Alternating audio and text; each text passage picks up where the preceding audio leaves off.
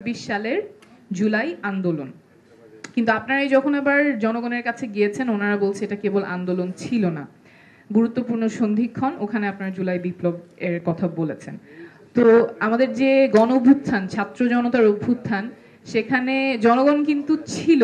তারা বলছে এটা কেবল আন্দোলন ছিল না, ওনারা তো রাজপথে নেমেছে, আমাদের সন্তানদেরকে রাজপথে পাঠিয়েছেন, কেউ খাবার দিয়েছেন, কেউ পানি দিয়েছেন, যারা দিতে পারেন নাই তারা বাসায় থেকে দোয়া করেছেন, চোখের পানি ফেলেছেন। তো ওনাদের কাছ থেকে যে ইমোশনটা এসেছে, ওটা আবার পরে যে ওয়ার্ডিং গুলো আছে এখানে প্রথম স্লাইড এবং পরের একটা স্লাইডেও শুধু আন্দোলন বলে ক্যারেক্টারাইজ করাটা I think probably was an oversight, but আমি এটা রেইজ করছি কারণ there has been a concerning pattern গত বছর ধরেই, যে অভ্যুত্থানটাকে একটু মিনিমাইজ করা, তারপর যারা তরুণরা আছেন, নারীরা আছেন, ওনাদেরকে একটু সাইডলাইন করা, একটু মেলাইন করা, তরুণদের নিয়ে অনেক কটু কথা আমরা গত এক বছর ধরে শুনেছি, নট অন সাবস্টেন্স। অনেক সময় বলা যে তরুণরা কি বোঝে, ওরা দেশের কি বোঝে, সংস্কার কি বোঝে, rather than engaging them with the substance we are engaging যে ওনাদের বয়স কম এটা নিয়ে। যদিও নারীরা অভ্যুত্থানের সামনে থেকে ছিলেন, নারীদেরকেও বিভিন্নভাবে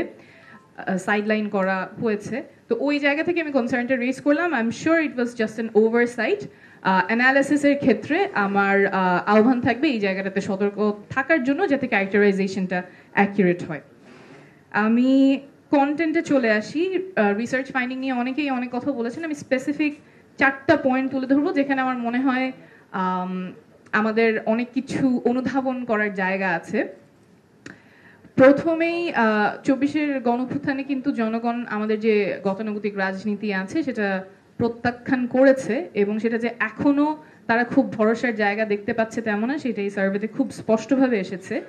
যেখানে জিজ্ঞেস করা হয়েছে বর্তমানে রাজনৈতিক দলগুলো জনগণের চাহিদা এবং সমস্যাগুলোর প্রতি কতটা মনোযোগ দিচ্ছে, শুধুমাত্র 12% মানুষ মনে করেছে যথেষ্ট মনোযোগ দেয়া হচ্ছে। অর্থাৎ সেই আস্থার জায়গাটা এখনো ফেরেনি, এবং রাজনৈতিক দলগুলোর ক্ষেত্রে আমার মনে হয় this should be a wake up call. শুধুমাত্র 12% মানুষ যদি মনে করে থাকে যথেষ্ট মনোযোগ দেওয়া হচ্ছে, আসলে তাদের সমস্যা এবং যে আকাঙ্ক্ষা তার প্রতি নিশ্চয়ই যথেষ্ট মনোযোগ দেওয়া হচ্ছে না।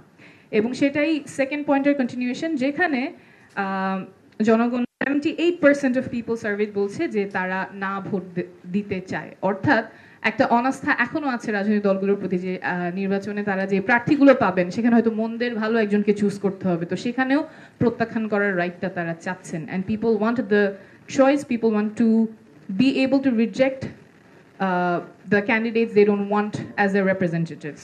সো এই জায়গাগুলোতে আমার মনে হয় রাজনৈতিক দলগুলোর অনেক রেসপন্সিবিলিটির জায়গা আছে, অনেক দায় এবং দায়িত্বের জায়গা আছে, যাতে জনগণ যেই ধরনের রাজনীতি দেখতে চায়, জনগণের যে আকাঙ্ক্ষা আছে সেই জায়গায়